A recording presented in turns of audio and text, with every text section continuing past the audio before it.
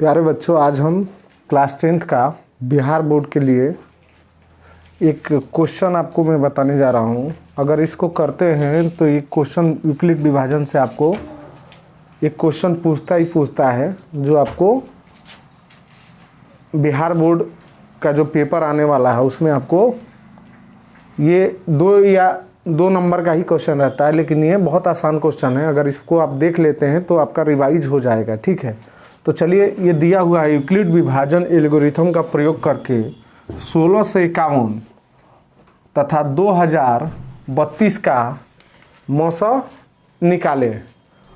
ये क्वेश्चन दिया हुआ है। ये 2020 में भी ये क्वेश्चन पूछा था, तो ये इम्पोर्टेंट क्वेश्चन हो जाता है। तो इसको हमको कुछ नहीं करना है, भाग देना है। आप यूक्लिड विभाजन पढ़े होंगे, उसको एक बार आपको देखना है और समझना है। तो देखिए, चलिए इसको हमको भाग देते हैं। जो बड़ा अंक है उसको भाग देना है 1651 से। 1651 से हमको भाग देना है। तो 16 से 51 से हमको भाग देना है। तो एक बार में ये हमारा गया, तो 1651 हमारा बचता है 1, 13 में से 5 गया 8, और उसके बाद 9 में से गया तो 3 बचेगा। फिर हमको 1651 को भाग देना है। जो ये संख्या बचता है उसमें हम 381 से 1651 को भाग देंगे। तो 1651 में हमको भाग देना है। तो ये लगभग हमारा 1651।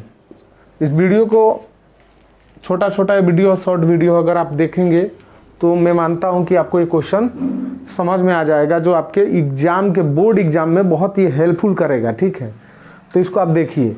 तो 16 से 51 जो बचा उसमें हमको भाग देना है। किससे भाग देंगे? तो 381 से, जो इसका शेष बचा हुआ है। अब शेष बचने के कारण 381 आया, तो 381 को अगर हमको भाग देना है तो किसमें हम कितने बार में ये जाएगा?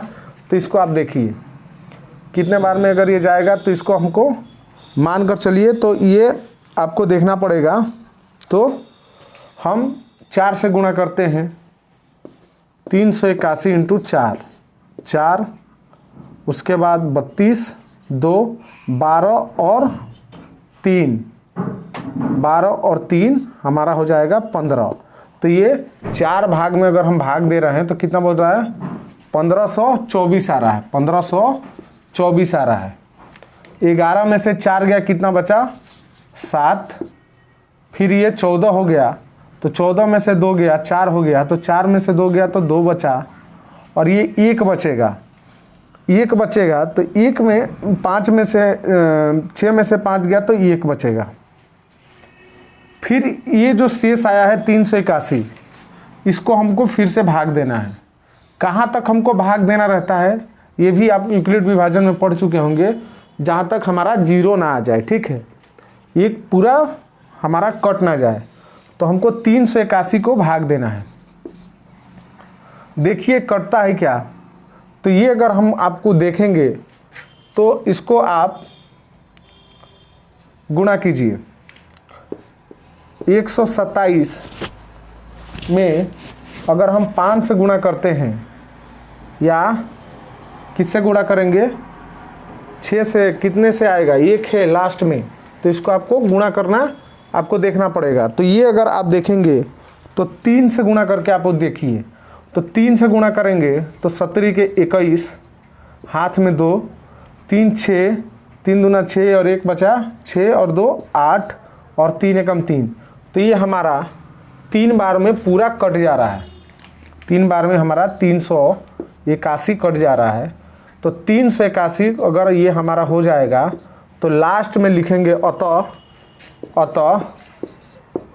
इस संख्या का जो हमने एलसीएफ निकाला, जो मौसा निकालने के लिए बोला है, आपको मालूम होगा लघुत्तम समवर्तक और महत्तम समवर्तक। महत्तम समवर्तक को हम अंग्रेजी में एलसीएफ भी बोलते हैं, एचसीएफ भी बोलते हैं। और इस संख्या में अगर इस तरीके से आपको क्वेश्चन आता है तो इसी तरीके से आप निकालेंगे।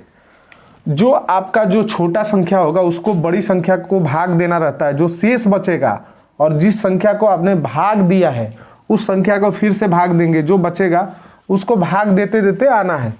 लगभग 3 या 4 भाग में आपका ये कट जाएगा। उसी तरीके से इस बिहार बोर्ड में पेपर आते हैं, ठीक है।